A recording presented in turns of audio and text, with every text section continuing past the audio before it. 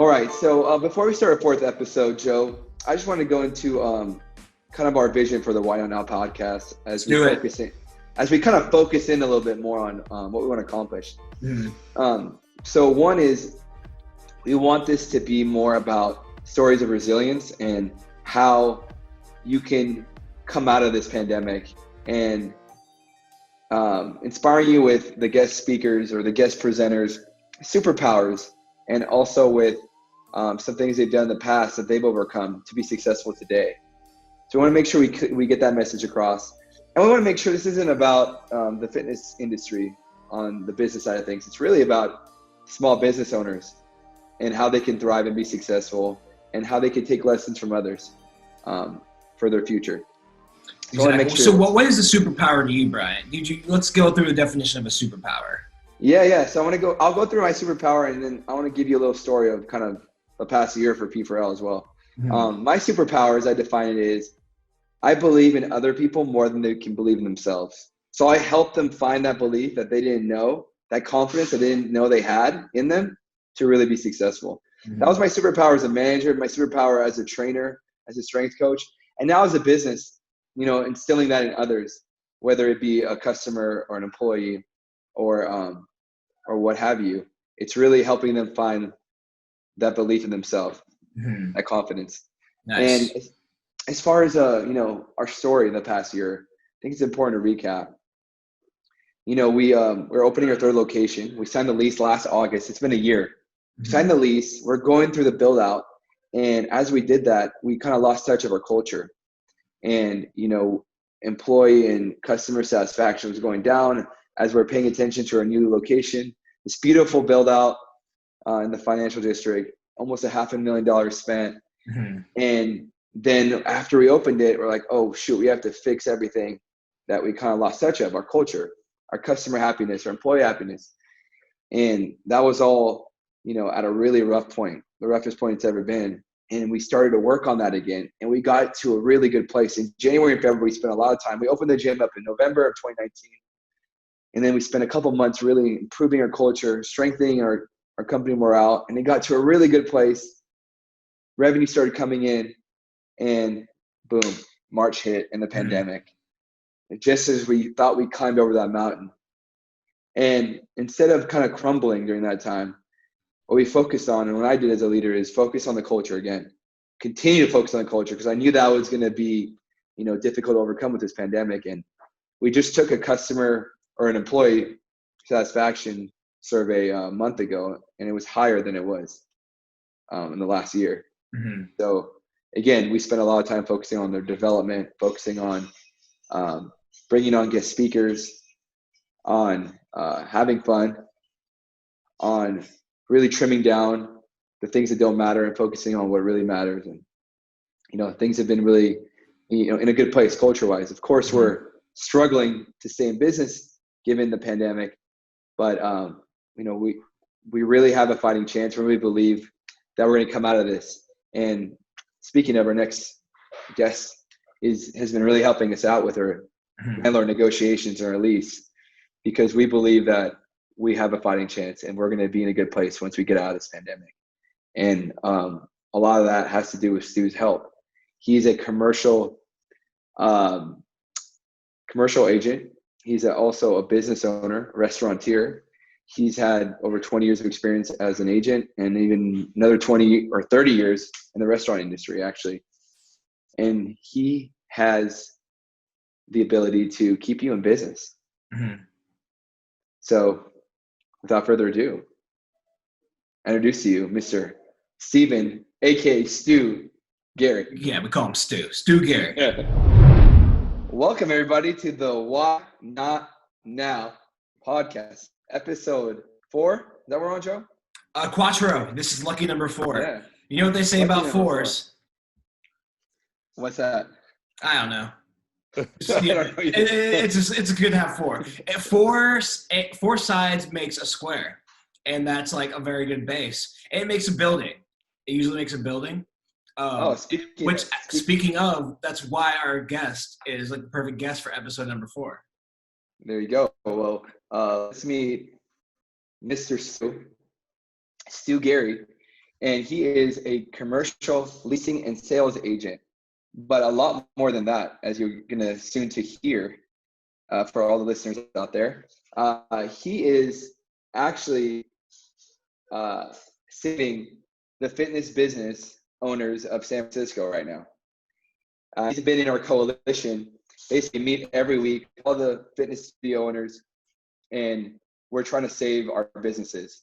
And the biggest thing and the biggest obstacle we all have now is the fact that we can't open and our landlords are still demanding rent. And he's actually stepped in and gave us all this advice, put together all these files, and helped us communicate to our landlords everything we need to communicate to them in order for us to stay in business. So thank you for all that you're doing, Stu, and please introduce yourself. You're welcome. Hi, everybody. My real name is Stephen Gerry, but everybody calls me Stu. I got a job 20 years ago, and there were 16 Steves, so I had to pick a new name. Stu kind of stuck. So you can call me Stu. It is true. I'm a real estate agent in San Francisco.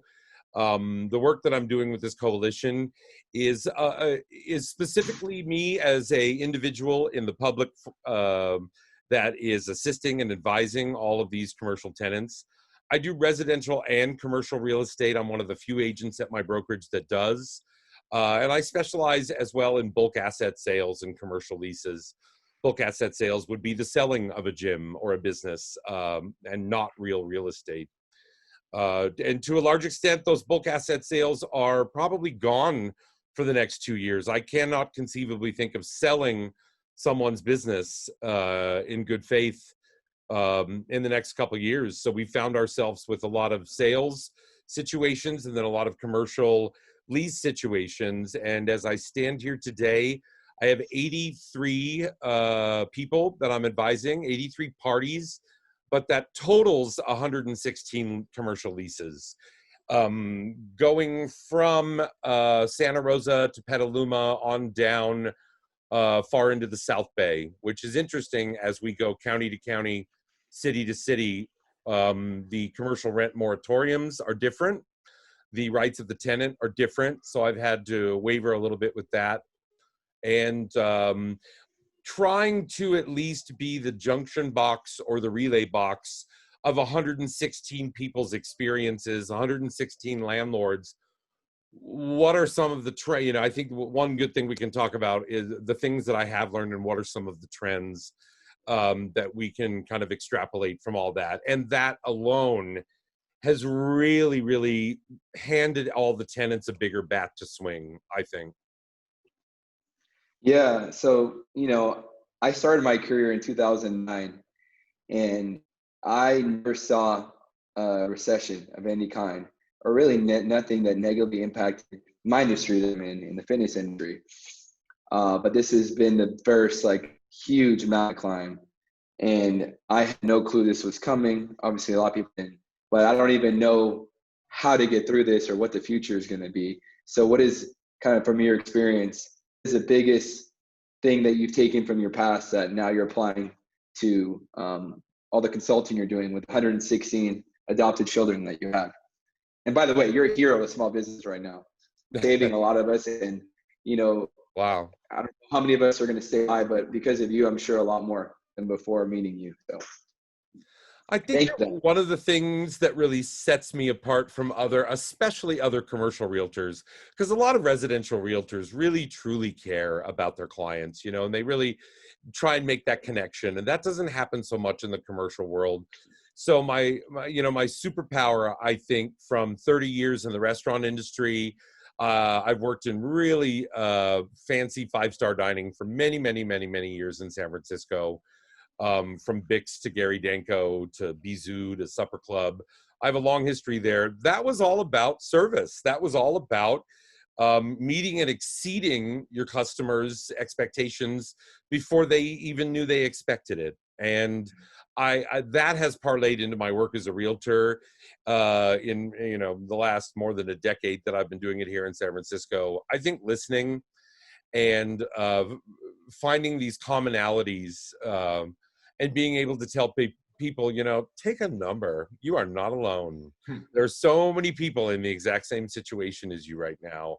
And what I've been found most helpful is to really hear people out, listen to what they have to say. Doesn't change my response. I already knew what I was going to tell them, but you still listen and you get those nuances, so you know where to steer the boat.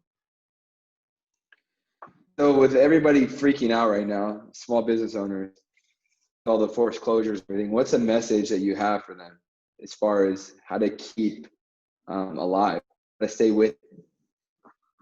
Well, What hope can you give them? What hope have you given them? That's a two-sided question. Keep alive as a business or keep alive? I think that the best advice I can give people is be realistic.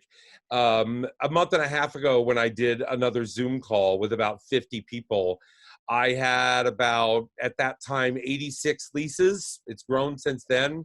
7% of them were closing for good and leaving. And as I sit here today, it's a little bit more with 116 leases, like 33% are closing for good. So that's a trend that we've seen. But I said to them, if I was your financial analyst and I said to you, why don't you go live in Tahoe in a cabin for 2 years and close your business down, come back and re-enter this business landscape in 2 years, or stay and fight to stay alive, which would be a better financial decision? I can pretty much guarantee you it's going to be Tahoe. So that's the reality for some people. They need to take a hard look at what's real for them. Everybody's got a different landlord. Everybody's got a different situation. But I try and just be realistic with them. Some people have 7 locations. And I said to them, you may not get it yet, but you must understand you'll be down to 3 by the time we're done with this. All your customers are leaving the city. What are you going to do? Why would you keep 7 locations in the middle of a global pandemic? That makes no sense unless you had 7 unicorn landlords that were shooting rainbows over you. That's not going to happen. Right. And it's, the plus side is if you can narrow your focus down and have less locations, the quality of your services can come back to where they need to be when this pandemic is over. And like you said, meeting customers' expectations before they even, you predicted before their needs or concerns are met is really important. So I think that's one bright side to look at is, okay, maybe you have to close down more locations and downsize, but the quality of your services now are going to be better. And I think one thing you said is, what I fight with is, well, you can shut down, take a break, and then come back. But for those who are going to take that break and need to close down, but then come back in 2 years, are they going to be able to meet the demands of their industry? Because things are changing so fast with everything virtual and everybody pivoting so fast to make sure that they can stay in business and thrive, for that matter. Which one is better, to close down and wait a couple of years, or to just stick it through and fight and make it out the end and see the light, and you're one of the few standing? Yeah. Which one is? There's no better answer, right? 2/3 of the people are in the fight. They're staying. The one other thing that I thought was interesting that really hit a lot of people when they heard this is, out of 116 leases, they're not all gyms. This particular one is a candy store, almost a $300,000 SBA loan, a very high rent, next to a theater up north, and they're filing for bankruptcy. They are able to walk away from that $300,000 SBA loan. They're able to walk away from their landlord clean and owe them nothing. And they're able to keep most of their assets as a business. And they never dreamed that this would even be a possibility. So for some, bankruptcy could be a realistic thing to think about. It's not for everybody. For me, it's more about, for these gyms, what your physical space is like. How conducive is it to social distancing workout when we have a second wave? How can you manipulate the space? And then I have these people that have just spent $500,000 on a space of money that they have to pay back, and they have these exorbitant rents. They're in a little bit different boat because they have a real anchor financially to where they're at. They can't go to Tahoe. That's not an option for them, because they're walking away from a $500,000 investment improving a place. None of us saw this coming. Yeah. I think that in the very beginning, about 2.5 months ago, what people really loved hearing which was what I was concerned with, is what's the best deal running? And at that point, I had 3 landlords and 3 tenants that came to this agreement. You owe nothing for shelter in place, 0, forgiven. And you will pay 25% of your rent from this point forward till the end of the year, and then we'll reassess in January. And Amazing. when That's a I dream said, come true. Yeah. when I said that on that Zoom call with like 45 people, I visibly saw people start crying. Mhm. I visibly saw people get emotional, thinking like, "Oh my God, someone did that, and that's possible."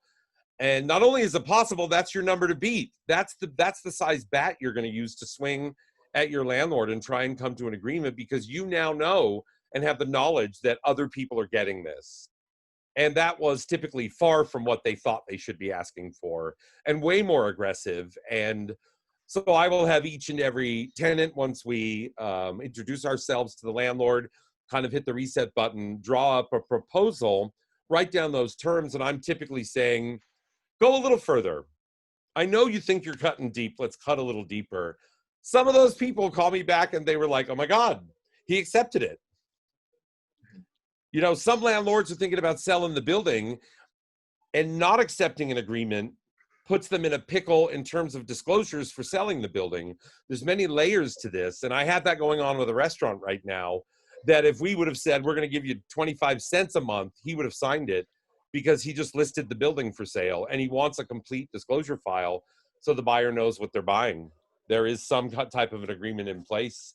So we never really know exactly the totality of what's going on, but we know that we need to swing hard and we need to be aggressive. And it should be understood that I'm also representing landlords here. I have quite a few commercial leases that I've filled that the landlords are affected, and I feel for them too. And there's a methodical way to go through it. There really is. And that, I'm not a hero. I'm somebody that has a good breadth of experience with stuff like this. And so I've just basically said, let's start over. Let's look at this objectively and figure out a way to just move through it in real talk, not in legalese, not in stupid realtor speak, but in normal language. And I'm equating all landlords to 4-year-olds. They are begging for structure. They want at least some kind of conversation moving on. And we've got some nightmare sandwiches. We've got some landlords that are not budging. And we're dealing with those in different ways. They might be playing hardball though, right? I mean, they might just be not wanting to show their bluff for a while. I mean, they have to, I think we all have to work together, right? The small businesses and the commercial landlords need to find something that works for everybody, because we didn't see this coming. That's really funny, because the candy store that I mentioned, they were so tough. They were so not willing to do anything. And the lawyer that we engaged did not believe me. And I just said, no, guys, let's keep chipping away. Let's keep fighting. We'll get them. We'll break them. And he's like, Stu, I don't think this is going to happen. And then the dam broke last week when we said the B word. And we're like, well, bankruptcy's now on the table. And suddenly they turned like a dime and they're like, what can we do? You can stay for free. You don't have to pay rent. Whatever. You tell me what I can do. And suddenly they're not so tough anymore. Yeah, because who's going to lease these spaces if the small businesses today cannot stay open? There's going to be there's nobody else leasing these spaces anyways, right? So they have to kind of work something out.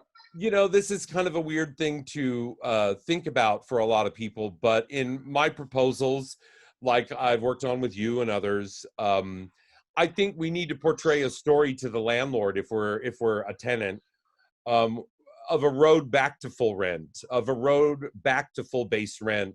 But in the back of my mind, I truly believe that'll never happen. I think we're going to have a second wave. I think this is going to go on through January. I think that no matter what, everyone has lost a good faith year of business. And it's not just about rent. We can't overlook the fact that if a muni bus ran into your business storefront, in your lease, there's a specific language about how that would be dealt with. If the landlord could not fix the building within 90 days, not only do you not have to pay rent for that 90 days, but you could walk away. There's no language like that for a pandemic. So I'm very concerned about, when we make these amendments, how a second wave would affect the lease. and how do we kind of solidify some of that language. I think that everyone deserves a full year added to their current term. I believe that if I had to exercise my option to stay another 5 years in August of this year, I would be asking for an extension of 6 months. Who in their right mind right now could make such a decision? So it goes well beyond just the rent that's being paid. There's so many other nuances to commercial leases, and that's where I think my perspective comes in a helpful way. Let's just cover all the bases. But then there's this other idea. I've told you about this, Bryant. When let's say I bought a house from you, Bryant, and the day before we were closing, the house burned down. That's a new material fact. Every single day of shelter in place, before, during, and after you signed an agreement with your landlord, the house is burning down. Every single day of shelter in place is a new material fact and a new impedance on you being able to conduct your business.